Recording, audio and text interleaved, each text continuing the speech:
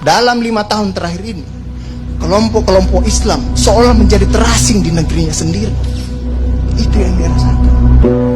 Berapa ulama yang berjuang mendirikan republik ini? Indonesia 80% penduduknya umat Islam.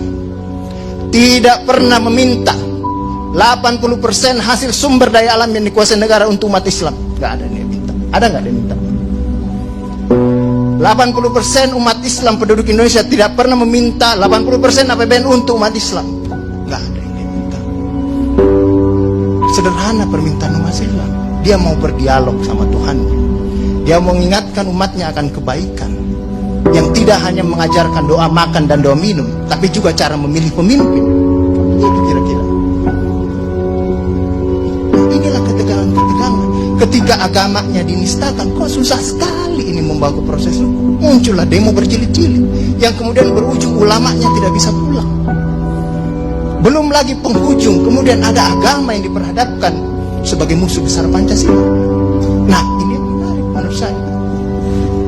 Saya ini Islam, tapi bukan pengetahuan Islamnya seperti Ustadz Ali Muhtar Ngabalin dan Abu Bakar, Ustadz Abu Bakar, tapi dengan segala awam saya terhadap Islam. Ketika saya ditanya Pancasila itu di mana dalam kehidupan saya, maka saya akan mengatakan bahwa ketika saya lahir, orang tua saya itu membisikkan Pancasila di telinga saya. Cuma bahasanya bukan seperti yang tertulis dalam Undang-Undang Dasar. Dia membahasakan Allahu Akbar, Allahu Akbar, Asyhadu an la ilaha illallah, Asyhadu anna Muhammadar Rasulullah. Apa yang saya dengar di situ? Ketuhanan yang Maha Esa. Hayya 'alas shalah. Apa yang saya dengar di situ? Mari kita bersatu sama-sama, karena kita akan mendirikan sholat. Dan Al-Ankabut mengatakan sholat itu mencegah kamu dari perbuatan keji dan mungkar. Ada kemanusiaan yang adil dan beradab. Saya dengar di situ. Hayya 'alal falah. Mari sama-sama menuju kemenangan. Kemenangan yang bagaimana kita peroleh? Kerakyatan yang dipimpin oleh hikmat kebijaksanaan dalam permusyawaratan perwakilan. Kemenangan yang bagaimana? Keadilan sosial bagi seluruh rakyat Indonesia. Itulah kemenangan yang kita tuju. Kita kembali lagi takbir, Allahu Akbar, Allahu Akbar, la ilaha illallah. Kita ulang lagi. Dan Pancasila yang kita tiupkan itu 5 kali sehari, belum selesai di sini, selesai bunyi terus. Ya kan Ustadz kan? Belum selesai di daerah sini, selesai bunyi bertalu-talu terus. Seluruh dunia bertalu-talu. Inilah Islam. Yang kemudian sekarang dalam kelompok ini Ustadz Ali Muhtar Ngabalin, saya banyak belajar dari beliau. Inilah yang kemudian sekarang, kenapa kami mau diperhadap-hadapkan? Kenapa kami ada yang menjalankan keyakinannya ketika dia celananya cingkrang, radikal,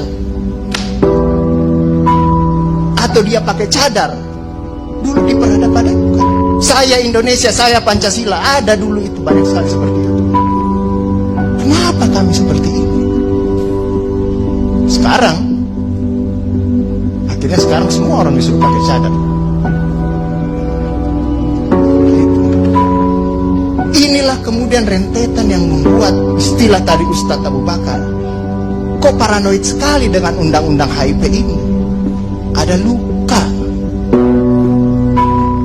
Ada luka yang tadinya sudah mulai mengering, dilupakan.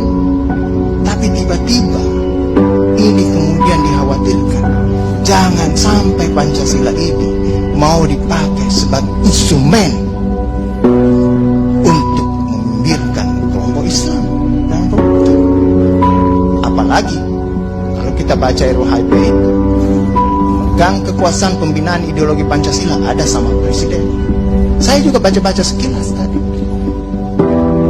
Kok di situ ditulis pendidikan nasional menurut undang-undang ini itu berubah. Tujuan pendidikan nasional